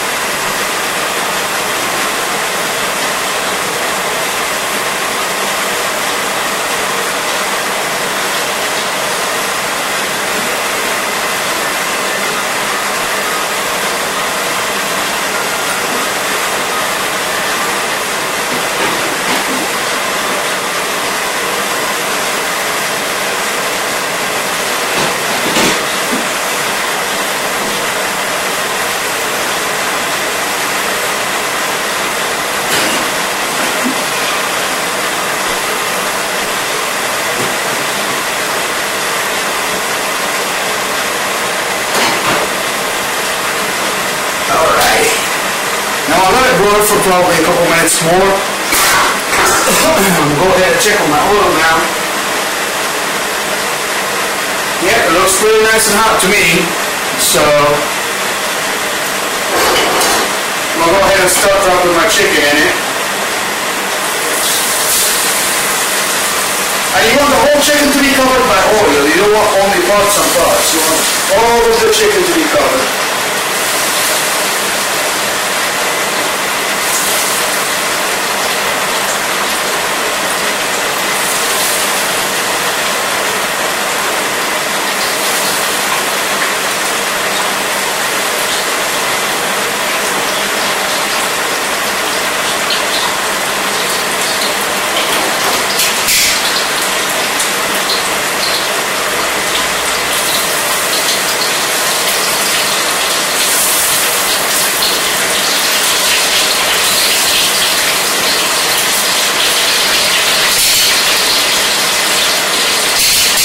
Dropping the temperature a little bit on the oil, dropping it down to half so it won't burn the crust from the outside without actually cooking the chicken from the inside.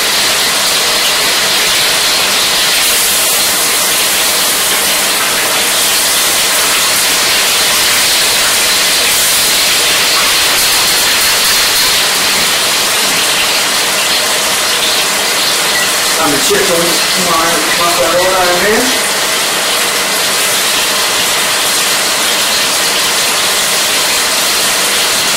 Right. Now it's starting to get a brown, kind of like a goldish, a little bit darker brown color in some areas. That means that it's on the way up there. So I'm just going to leave it for probably a little bit more time.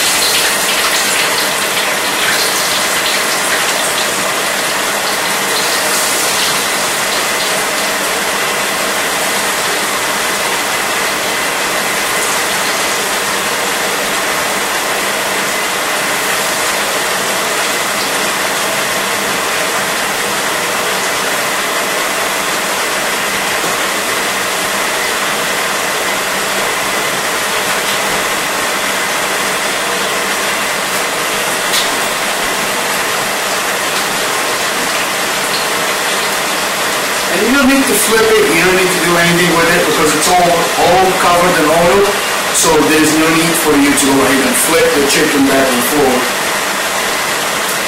So I guess it's kind of like deep frying, yeah.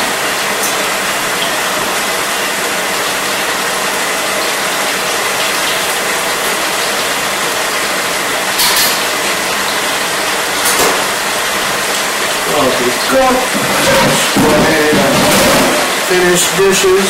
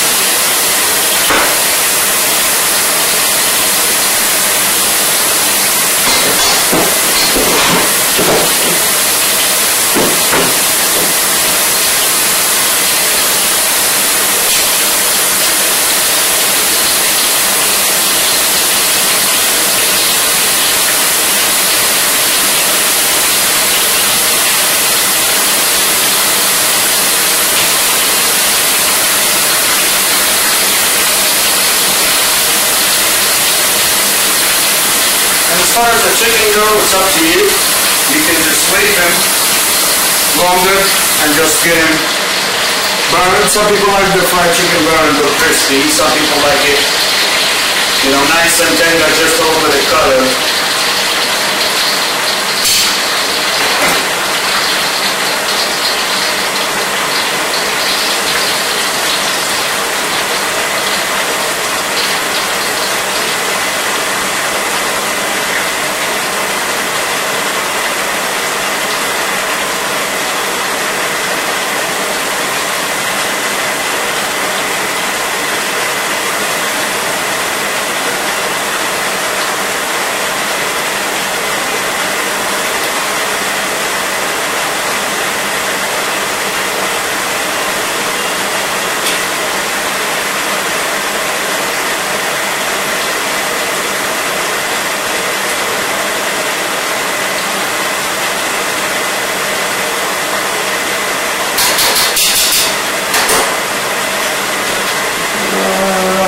Pasta's doing okay.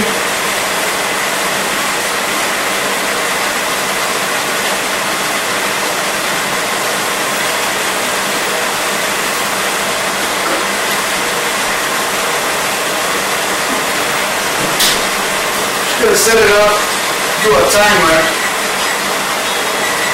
for 5 minutes. And change my broil back to high again so I can get the second pan up. But if you're doing one, you don't need to go through all of that. You just need to do it on broil for low for 10 minutes or high for 5 minutes, and then you go ahead and switch it back into bake so you can finish it up. Or you can just put it on warm and keep it if you got done a whole lot earlier than when your guest expected to arrive.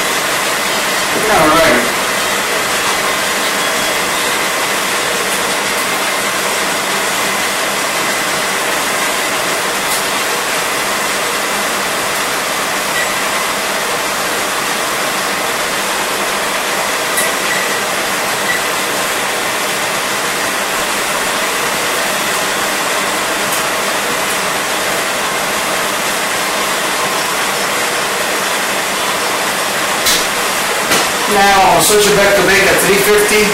I'll leave it for about 5 minutes and it should be good to go. And my chicken is good to go. And my guest just pulled in. So I hope you folks enjoyed it. My name is Mo, and you have been watching Cooking with Mojo. Let me know your feedback. Let me know if you have any questions about anything or any requests for anything. Just you can reach me on an email, cookingwithmojo@hotmail.com. Again, cookingwithmojo@hotmail.com. Just let me know your feedback. Let me know if you have any dishes that you want to see being made or any dishes that you want to get a feedback on. And hope you enjoy your food. Till next time.